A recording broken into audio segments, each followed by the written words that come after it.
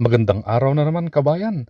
Nakabalik na po si President Ferdinand Marcos Jr. mula sa Estados Unidos at ang kanyang delegasyon. Good Dumiretso morning, po siya everyone. sa Please be press seated. briefing at iniulat ang tagumpay ng UN Assembly. At sa briefing ay pinagtuunan din kaagad It is ang good to be tungkol home. kay Typhoon Carding. Sana'y ligtas To ang see lahat mga everyone kababayan. so bright-eyed and bushy-tailed on this early Sunday morning. Nagising kayo ng maaga. Sorry na lang, but ganun yung flight schedule namin. Babatiin ko lang ang ating mga kasama, yung ating mga cabinet member na sumama sa Philippine delegation na nandito. Siyempre, ang ating mga ibang cabinet member na nagbantay habang kami ay nagbabiyahe. Vice President Sara Duterte. Nandyan PC. Pasay City Lone District Representative Antonio Calixto, the AFP Chief of Staff, Lieutenant Bacaro, and Major Service Commanders, other distinguished guests, ladies and gentlemen, good morning.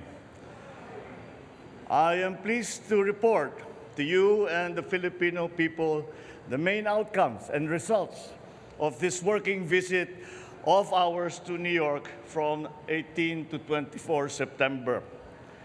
My first activity upon arriving in the United States was to meet with the Filipino community.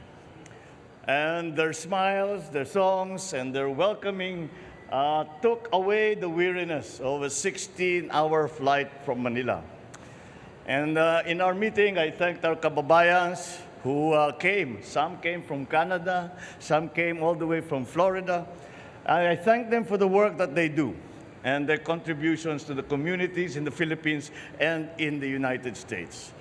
I also, once again, expressed my respect and my admiration for their commitment to the future and welfare of their families, including those who are still back home here in the Philippines. I also took the opportunity to share with them some of our priorities and plans under this administration and their important role in the work ahead.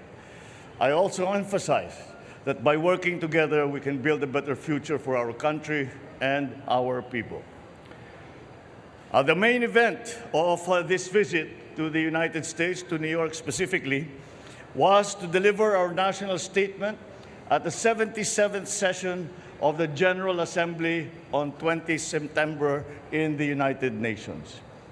In my speech, I articulated the role we see for the Philippines working with the United States, the United Nations, in building a brighter future for our people and a safer and more just world for us all.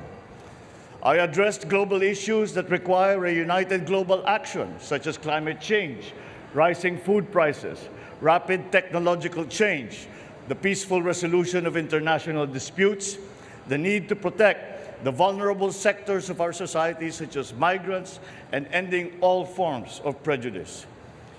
I also shared our experience in the BARM peace process, boosting agricultural productivity and promoting human rights through the UN Joint Program on Human Rights. And I reiterated the Philippines' belief and the primacy of the rule of law as embodied by the UN Convention on the Law of the Sea, or UNCLOS. I also met with UN Secretary General Antonio Guterres, and we reaffirmed the necessary partnership between the Philippines and the United Nations.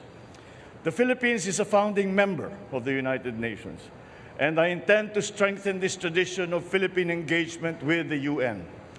I expressed interest in enhancing our role in UN peacekeeping operations, especially in the areas such as the Middle East, where we have a large concentration of OFWs. I also extended an invitation to the Secretary General to visit the Philippines in the near future. During the conference in the United Nations, I also held formal and informal bilateral meetings with leaders of our key partners, such as the US, such as Japan, and I shared with them the priorities of the Philippines to work with them in addressing food and energy security and climate change, amongst other many issues. Our discussions were very productive, and the members of the Cabinet will now work to operationalize the many areas of cooperations that we identified. I met also with a number of business leaders from different U.S. companies during the week, and all of them committed to be a part of our development and economic growth.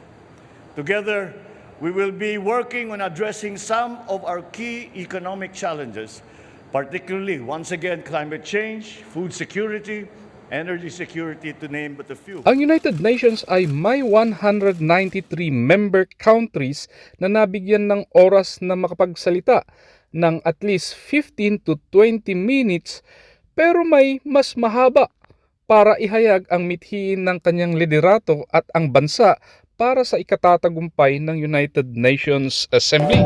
United Nations General Assembly 2022.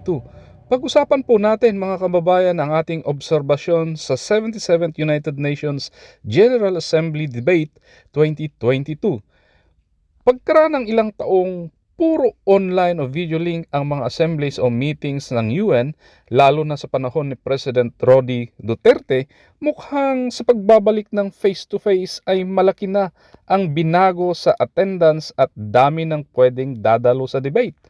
Pinagplanuhan talaga mga kababayan na bawasan ang dami ng bawat delegasyon, pati journalist na pwedeng dumalo sa arawang debate. Sa 6 na araw na sunod-sunod, may groupings po ang mga leader ng mga bansa na magsalita kung saan ang grouping na yan ang magiging audience sa oras na yan sa loob ng session hall. At ito'y naka-live feed internationally. Mabilisan po ang transition ng debate mga kababayan.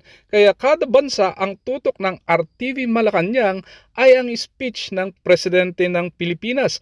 Maliban na lang sa international media na nag-aabang ng mainit na scoop. Ang Pilipinas po ay nasa grupo ng 19 countries na panghapon na debate mga kababayan. At sa totoo lang, ang mga groupings na yan ay sadyang ginawa para maiwasan ang patamaan ng laman ng debate at di pinagsama ang mga bansang may issues para maiwasan ang nagwo-walk out at ilang asal na di dapat ipakita sa debate. Kaya huwag tayong magtaka na di puno ang session hall ng United Nations debate gaya ng mga nakaraang UN na pagtitipon. Hanggang sa muli mga kabayan!